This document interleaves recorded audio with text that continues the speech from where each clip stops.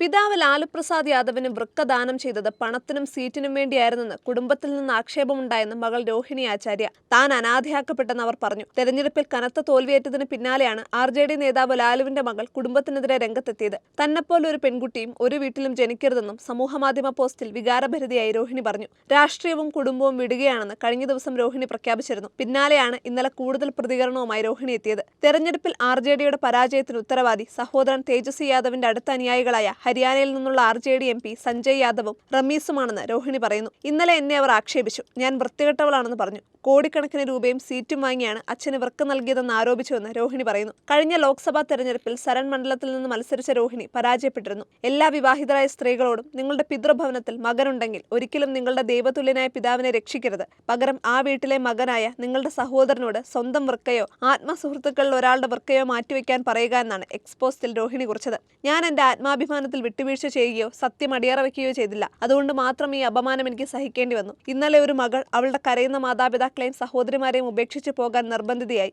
അവർ എന്നെ എന്റെ വീട്ടിൽ നിന്ന് പറിച്ചെറിഞ്ഞു. അവർ എന്നെ അനാഥയാക്കി. നിങ്ങൾക്കാർക്കും എന്റെ വഴിയിലൂടെ നടക്കാനുള്ള ഇട വരാതിരിക്കട്ടെ. ഒരു കുടുംബത്തിലും രോഹിണിയെപ്പോലെ ഒരു മകളോ സഹോദരിയോ ഉണ്ടാകാതിരിക്കട്ടെ എന്നാണ് രോഹിണിയുടെ എക്സ്പോസ്റ്റിൽ പറയുന്നത്.